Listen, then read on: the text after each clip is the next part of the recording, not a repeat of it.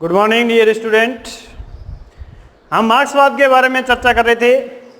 मार्क्सवाद के सिद्धांतों के अंतर्गत आज हमारा अगला सिद्धांत रहेगा जिसका नाम है विद्यार्थियों वर्ग संघर्ष का सिद्धांत। क्या नाम है? वर्ग संघर्ष का सिद्धांत। अभी तक हमने दो सिद्धांत पढ़ लिए, एक द्वंद्वात्मक भौतिकवाद का सिद्धांत, दूसरा ऐतिहासिक भौतिकवाद या इतिहास की आर्थिक व्याख्या। और आज हमारा तीसरा सिद्धांत रहेगा जिसका नाम है वर्ग संघर्ष का सिद्धांत। क्या नाम है? वर्ग संघर्ष का सिद्धांत। वर्ग संघर्ष का सिद्धांत।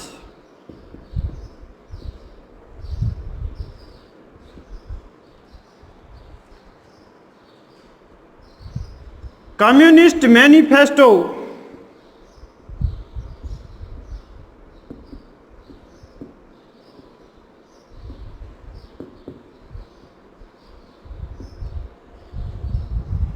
जिसको हिंदी में कहते हैं साम्यवादी घोषणा पत्र।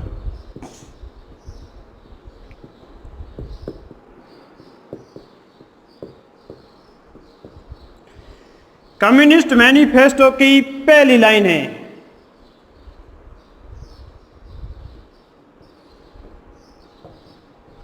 प्रथम पंक्ति है, यह इतिहास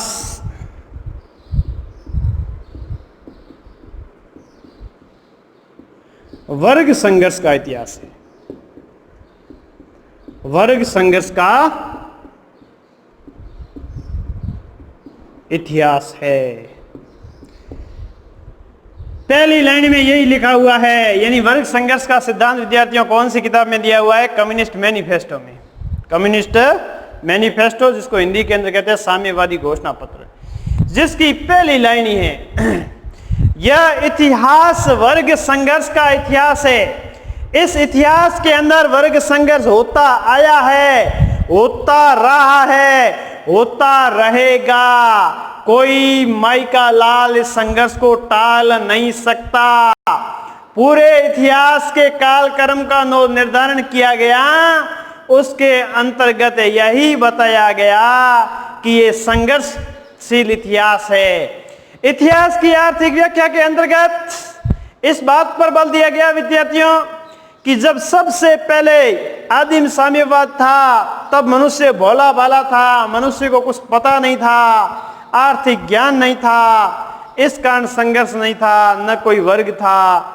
लेकिन जैसे ही दूसरी दास अवस्था आई तो दोनों में संघर्ष शुरू हो गया। एक हुआ दास वर्ग तो दूसरा हुआ मालिक वर्ग। मालिक वर्ग चाहता है कि ज्यादा से ज्यादा दास का शोषण करूं और दास चाहता था कि मुझे अधिक से अधिक स्वतंत्रता मिले। जैसे ही तीसरी अवस्था आती है विद्यार्थियों तो उसके अंदर जो सामंती अवस्था है उसमें भी दो वर्गों में संघर्ष देखने को मिला। एक किसान वर्ग था, एक जमींदार वर्ग था। जमींदार ये देखता था कि किसानों से ज्यादा काम करवाऊं और कम से कम उनको हिस्सा दूं, जबकि किसान चाहते थे कि हम मेहनत करने वाले हैं, हम फसलें बोने वाले हैं, हम अन्न उपजाने वाले हैं, तो हमें ज्यादा खाद्यान्न मिलना चाहिए, हमें हिस्सा ज्यादा मिलना चाहिए। चौथी अवस्था आती है पूंजीवादी अवस्था विद्यार्थियों, यानी ये तीन अवस्था चली गई, चौथी अवस्था चल रही है और दो आना अभी शेष है। ये कहा था इतिहास की आर्थिक व्याख्या के अंदर। चौथी अवस्था के अंतर्गत यह कहा गया विद्यार्थियों कि ये जो इतिहास है इसके अंदर पूंजीवादी अवस्था में भी दो वर्ग बन गए। एक वर्ग बन गया पूंजीपति वर्ग और दूसरा बन गया सर्वहारा वर्ग। पूंजीपति वर्ग जो है सर्वहारा वर्ग का शोषण करता रहता है और ये शोषण की जब हदें पार हो जाती है तब जाकर के जो है विद्यार्थियों सर्वहारा वर्ग के शोषण की हदें पार हो जाती है तो तब जाकर के विद्यार्थियों सर्वहारा वर्ग क्रांति कर लेता है और संघर्ष की शुरुआत हो जाती है। फिर इनके बाद में भी वर्ग संघर्ष समाप्त नहीं होता है, साम्यवाद का अधिनायकवाद स्थापित हो जाता है। लेकिन अभी तक जो पूंजीपति है वापस सत्ता प्राप्त करने के लिए संघर्ष कर रहा होता है, इन सर्वहारा वर्ग के ऊपर धावा बोल रहा होता है, अभी लड़ाई जारी है। तो इसमें भी वर्ग समाप्त नहीं हुए हैं। साम्यवाद का अधिनायक स्थापित हुआ है लेकिन वर्ग समाप्त नहीं हुए हैं, संघर्ष जारी है।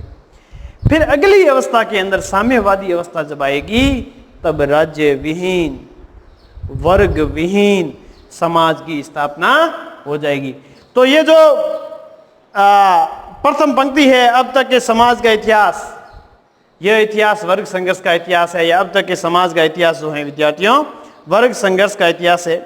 यानी दो वर्ग है विद्यार्थियों, और वर्ग संघर्ष का अर्थ क्या है?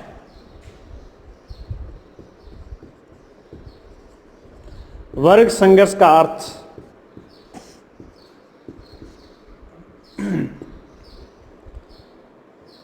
मार्क्स के अनुसार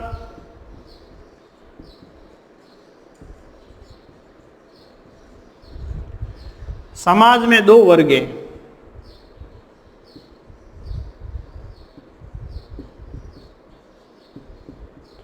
समाज में दो वर्ग हैं, एक साधन संपन्न,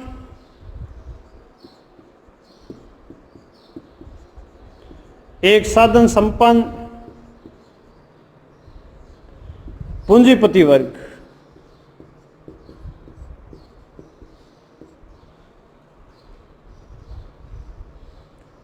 व दूसरा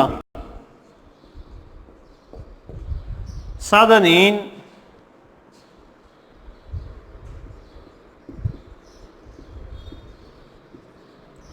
शोषित सर्वहारा वर्ग है।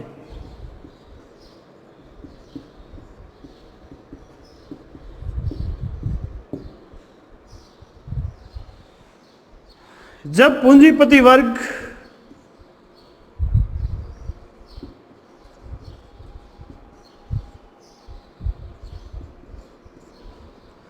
आवश्यकता से अधिक शोषण करता है,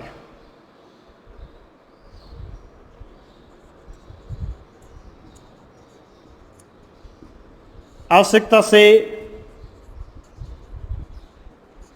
अधिक शोषण करता है,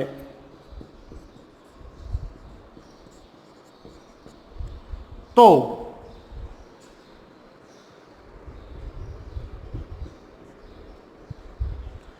सर्वहारा वर्ग में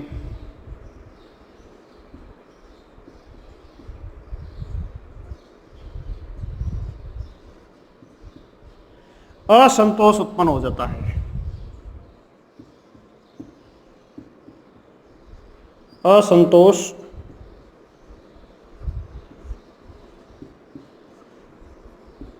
उत्पन्न हो जाता है। यह असंतोष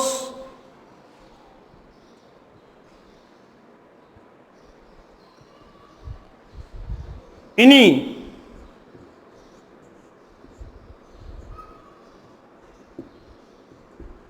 असंतोष के कारण संघर्ष उत्पन्न हो जाता है। दोनों वर्गों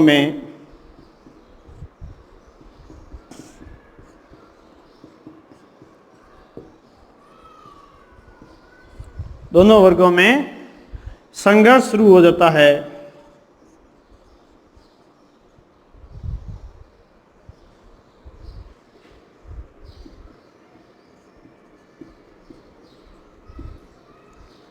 जिसे हम वर्ग संघर्ष कहते हैं।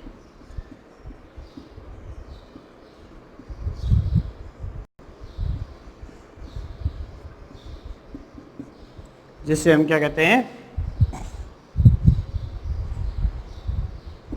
वर्ग संघर्ष कहते हैं।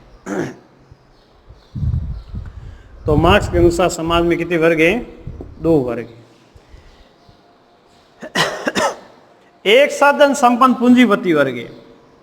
ये पूंजीपति वर्ग क्या हो जाएगा? शोषक वर्ग हो जाएगा। और दूसरा वर्ग साधनहीन, ये कौन सा वर्ग हो जाएगा? शोषित वर्ग हो जाएगा। जिसे हम क्या कहेंगे, सर्वहारा वर्ग। यानी ऐसा भी आ सकता है 1 नंबर का सवाल, कार्ल मार्क्स ने समाज को कितने वर्गों में बांटा, नाम बताइए। 2 वर्गों में बांटा, एक पूंजीपति वर्ग और एक सर्वहारा वर्ग। एक पूंजीपति वर्ग और दूसरा सर्वहारा वर्ग है। तो एक साधनहीन शोषित सर्वहारा वर्ग है, तो एक साधन संपन्न पूंजीपति वर्ग है। जब पूंजीपति वर्ग आवश्यकता से अधिक शोषण करता है तो सर्वहारा वर्ग में क्या उत्पन्न हो जाता है, असंतोष उत्पन्न हो जाता है। इन्हीं असंतोष के कारण दोनों वर्गों में क्या शुरू हो जाता है, संघर्ष शुरू हो जाता है, जिसे हम क्या कहते हैं, वर्ग संघर्ष कहते हैं। क्या कहते हैं, वर्ग संघर्ष कहते हैं। जो कम्युनिस्ट मैनिफेस्टो की पहली लाइन है, अब तक के समाज का इतिहास वर्ग संघर्ष का इतिहास है। अब तक के समाज का इतिहास क्या है, वर्ग संघर्ष का इतिहास है। तो इस प्रकार से विद्यार्थियों यह असंतोष का भाव उत्पन्न होता है, दोनों में वर्ग संघर्ष उत्पन्न हो जाता है। अब वर्ग संघर्ष की मूल मान्यताएं क्या है, वर्ग संघर्ष की मूल मान्यताएं, वर्ग संघर्ष की मूल मान्यताएं।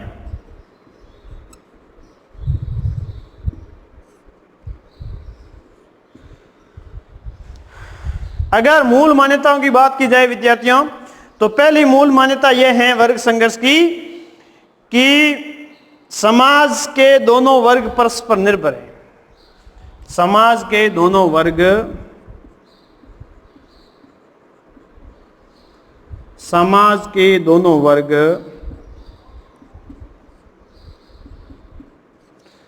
परस्पर निर्भर है। परस्पर क्या है,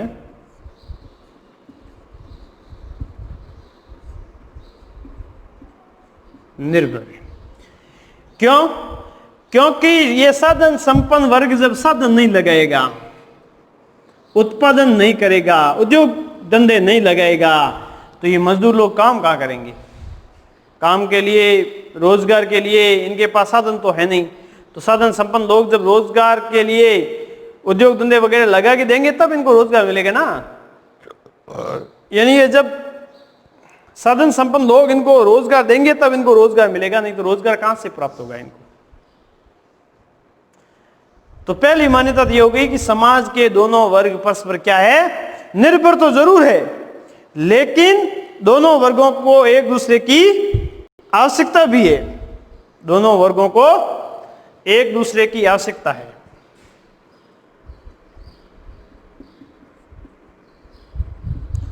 दोनों वर्गों को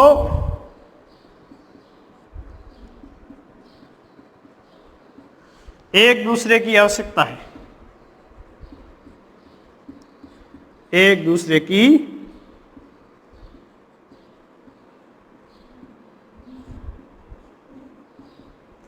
आवश्यकता है। दोनों वर्ग के लोगों को एक दूसरे की आवश्यकता है।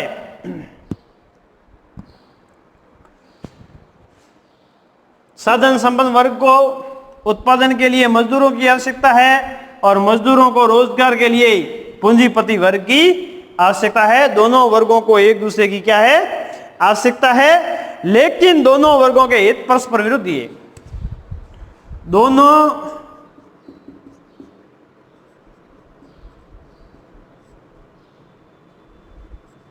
वर्गों के हित परस्पर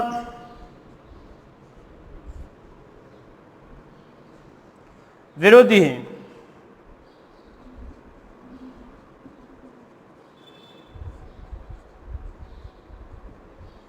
दोनों वर्गों के हित परस्पर क्या है, विरोधी है। समाज के दोनों वर्ग निर्भर हैं एक दूसरे पे। दोनों वर्गों को एक दूसरे की क्या है, आवश्यकता है, और दोनों वर्गों के हित जो है वो परस्पर विरोधी है। हित विरोधी कैसे है? पूंजीपति वर्ग का हित ये है कि वो अधिक से अधिक मुनाफा कमाए। जब वो अधिक से अधिक मुनाफा कमाना चाहेगा तो इसका सर्वहारा वर्ग का अधिक शोषण करेगा, उन्हें कम मजदूरी देगा। और सर्वहारा वर्ग का हित इसमें है कि इनका मुनाफा भले ही कम हो, हमें अधिक से अधिक क्या मिले, मजदूरी मिले। तो ये अधिक मजदूरी चाहता है, जबकि पूंजीपति वर्ग इनको कम मजदूरी देना चाहता है। तो है तो दोनों को एक दूसरे की आवश्यकता, लेकिन दोनों के हित क्या है, विरोधी है। इधर जो है पूंजीपति अधिक पैसा कमाना चाहता है और इधर जो है मजदूर वर्ग अधिक पैसा कमाना चाहता है। जब पूंजीपति वर्ग इनको अधिक पैसे देगा तो इनका हित मारा जाएगा, यानी अपना मुनाफा कम हो जाएगा, और जब मजदूर वर्ग अधिक पैसा लेगा तो पूंजीपति वर्ग का मुनाफा कम होगा और इनको कम वेतन मिलेगा, तो पूंजीपति वर्ग को अधिक लाभ होगा, और पूंजीपति वर्ग को अधिक लाभ होगा तो इनको वेतन कम मिल रहा है। तो कहने का मतलब एक दूसरे के हित तो है विरोधी, लेकिन दोनों को एक दूसरे की क्या है, आवश्यकता है। हित एक दूसरे के विरोधी हैं, लेकिन दोनों एक दूसरे की आवश्यकता है। परस्पर विरोधी हितों के कारण दोनों में संघर्ष शुरू हो जाता है। परस्पर विरोधी हितों के कारण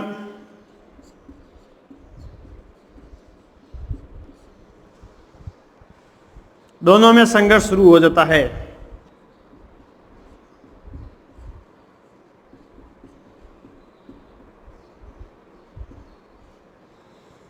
दोनों कौन से, दोनों वर्गों में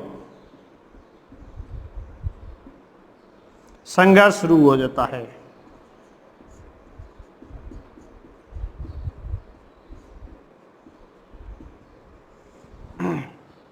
परस्पर विरोधी हितों के कारण क्या होता है, दोनों वर्गों में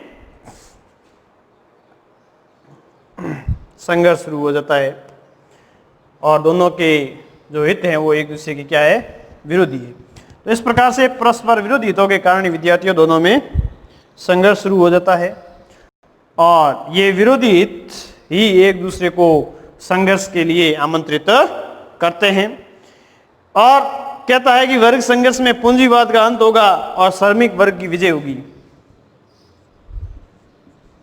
वर्ग संघर्ष में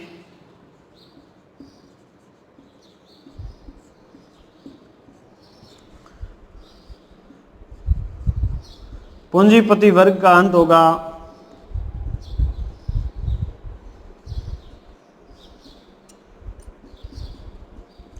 तथा सर्वहारा वर्ग की विजय होगी। सर्वहारा वर्ग की विजय होगी।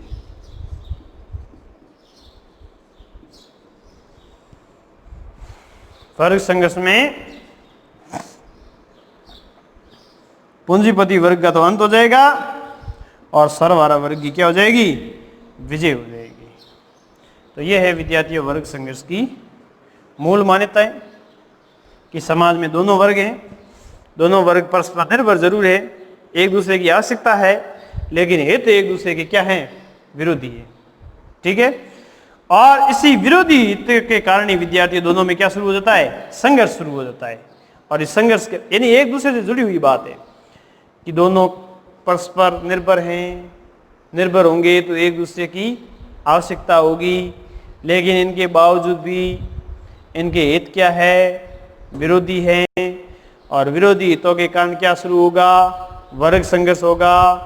वर्ग संघर्ष में कौन हारेगा, पूंजीपति हार जाएगा, अंत हो जाएगा, कौन जीत जाएगा, सर्वहारा वर्ग की विजय हो जाएगी। इस प्रकार से विद्यार्थियों ये सिद्धांत की बात की जाए तो ये सिद्धांत हमें एकांगी और दोषपूर्ण नजर आता है। अब इसकी हम करेंगे आलोचना।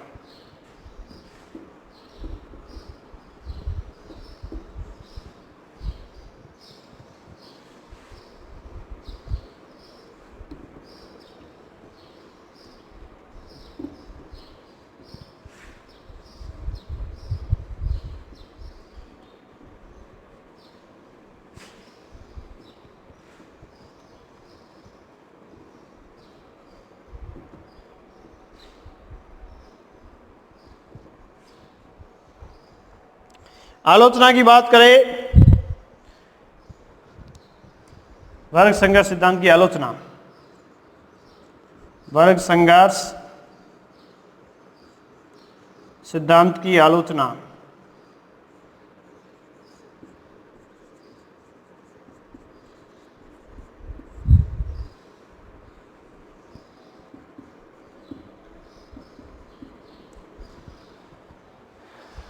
यह सिद्धांत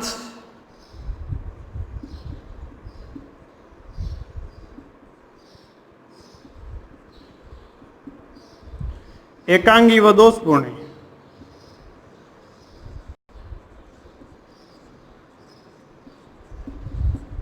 यह सिद्धांत एकांगी व दोषपूर्ण है और सामाजिक जीवन का मूल तत्व सहयोग है, संघर्ष नहीं। समाज का मूल तत्व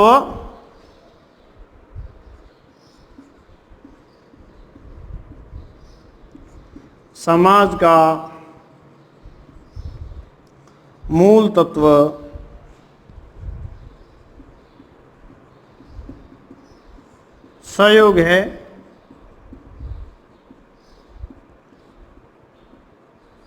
संघर्ष नहीं। यानी यह सिद्धांत एकांगी और दोषपूर्ण कैसे हैं? सब कुछ मजदूरों के हितों की बात की गई है, ठीक है ना। मजदूरों का शोषण हो रहा है, मजदूरों में असंतोष पैदा हो जाएगा। मजदूर शोषण क्यों करवा रहे हैं? वो खुद के उद्योग धंधे क्यों नहीं लगवा रहे हैं? क्योंकि उनके पास में क्या नहीं है? पूंजी नहीं है। जब पूंजीपति वर्ग अपनी पूंजी इन्वेस्ट करके मानसिक श्रम लगा करके वो कोई धंधा शुरू करता है और इन्हें रोजगार देता है, मजदूरों को या श्रमिकों को या सर्वहारा वर्ग के लोगों को, तो दोनों का सहयोग जरूरी है, ठीक है ना। और ये सिर्फ और सिर्फ किसकी व्याख्या करता है? किसका पक्ष ज्यादा लेता है? मजदूर वर्ग का पक्ष अधिक लेता है। यानी ये एकांगी और दोषपूर्ण नजर आता है। दूसरी बात यह है विद्यार्थियों की, समाज का मूल तत्व तो है सहयोग, जबकि इसमें तो कहा गया है कि आज तक के समाज का इतिहास वर्ग संघर्ष का इतिहास है। डिक्लाइन ऑफ द सिविलाइजेशन की बात करें विद्यार्थियों कि अगर इतना संघर्ष होता तो ये मानव सभ्यता, संस्कृति, मानव खुद समाप्त हो जाता। लड़ाइयों के अंदर कोई लड्डू थोड़ी बांटे जाते हैं। यानी आज तक का समाज अगर वर्ग संघर्ष का ही समाज रहा होता तो ये मानव प्रजाति डायनासोर की भांति समाप्त हो जाती। आज तक जीवित कैसे है? और समाज भी क्या है? सोसाइटी की बात करें, कम्युनिटी की बात करें तो उसमें हमेशा कोऑपरेशन होता है, सहयोग होता है, विरोध नहीं होता, संघर्ष नहीं होता। तो समाज का मूल तत्व क्या है? सहयोग है, संघर्ष नहीं है।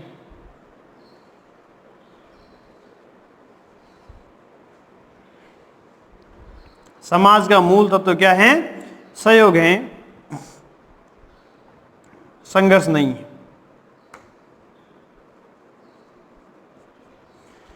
तो ये समाज जो है सहयोग पर आधारित है। आप कह रहे हो कि भाई आज तक का समाज वर्ग संघर्ष का सिद्धांत समाज है, ऐसा नहीं है। समाज में केवल दो वर्ग नहीं होते हैं।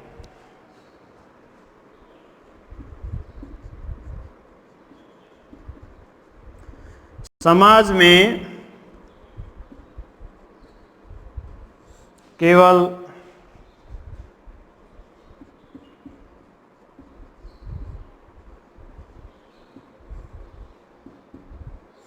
दो वर्ग नहीं होते। कार्ल मार्क्स पूरे समाज को दो वर्गों में बांटता है।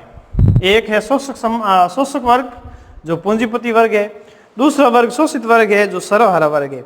और ये समाज जो है सिर्फ शोषक और शोषित दोनों पर आधारित नहीं है, समाज में कई वर्ग होते हैं।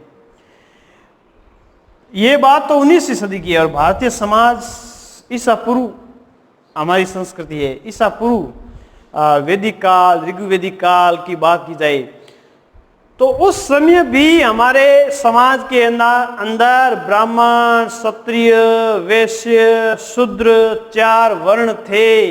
ये चारों वर्ण चार वर्गों के काम कर रहे थे। तो इसके अंतर्गत अगर उस समय की बात की जाए तो हमारे समाज में इस ईसन से पहले भी 4 वर्णों की बात की गई है, ऋग्वेदिक काल या वैदिक काल की बात करें तब, जबकि ये तो 19वीं सदी की बात है और 19वीं सदी में समाज में सिर्फ 2 ही वर्ग हो, ये बात स्वीकार करना संभव नहीं है। और सामाजिक और आर्थिक वर्ग में अंतर होता है, सामाजिक व आर्थिक वर्ग में अंतर होता है। सामाजिक व आर्थिक वर्ग में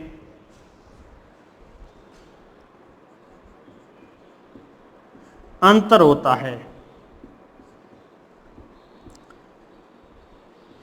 अब कार्ल मार्क्स तो एक ही रट लगाए रहते हैं, जिनका आधार पर नियंत्रण हो जाएगा, और आधार पर नियंत्रण उनका होगा जिनका अर्थव्यवस्था पर नियंत्रण होगा, उत्पादन पर नियंत्रण होगा। तो इस प्रकार से ये कहते हैं कि समाज के अंदर आधार वाला वर्ग आर्थिक वर्ग है और आर्थिक वर्ग और सामाजिक वर्ग में कोई अंतर नहीं है। हकीकत बात यह है विद्यार्थियों की, सामाजिक और आर्थिक वर्ग में क्या होता है? अंतर होता है। सामाजिक और आर्थिक वर्ग में क्या होता है? अंतर होता है। उत्पादन की बात करें, आर्थिक तत्वों की बात करें, पूंजीपतियों की बात करें, वो अलग बात है। और वही व्यक्ति जब समाज के अंदर आता है तो उसका उद्देश्य कोई लाभ कमाना नहीं होता, उनका उद्देश्य परोपकार करना होता है। ठीक है, तो सामाजिक और आर्थिक वर्ग को आप दोनों को एक मानकर चलेंगे तो ये मानना संभव नहीं है। साथ साथ में क्रांति श्रमिक वर्ग के बजाय बुद्धिजीवी वर्ग से संभव है। क्रांति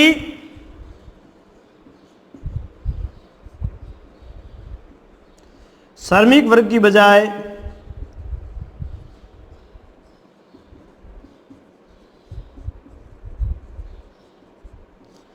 बुद्धिजीवी वर्ग से संभव है।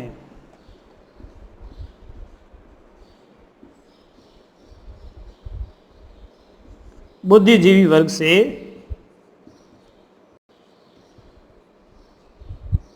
संभव है। रिवॉल्यूशन की बात करें विद्यार्थियों, तो इस रिवॉल्यूशन की शुरुआत, क्रांति की शुरुआत श्रमिक वर्ग ने न आज तक इतिहास में कभी क्रांति की है, न कभी कर सकते हैं। अगर क्रांति करेगा तो बुर्जुआ वर्ग करेगा। ठीक है, बुर्जुआ क्रांति ये बुद्धिजीवी वर्ग ही करेगा। मध्यम वर्ग ही करेगा। और श्रमिक वर्ग में जागरूकता के अभाव, शिक्षा के अभाव के कारण ना आज तक कभी इसने क्रांति की है, ना कभी करेगा।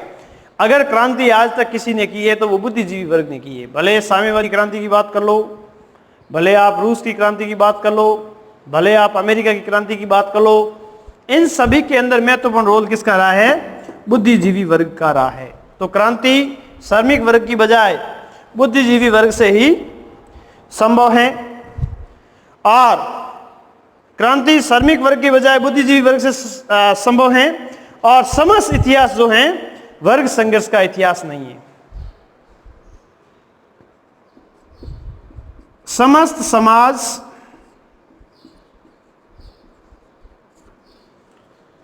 वर्ग संघर्ष का इतिहास नहीं है। वर्ग संघर्ष का इतिहास नहीं है।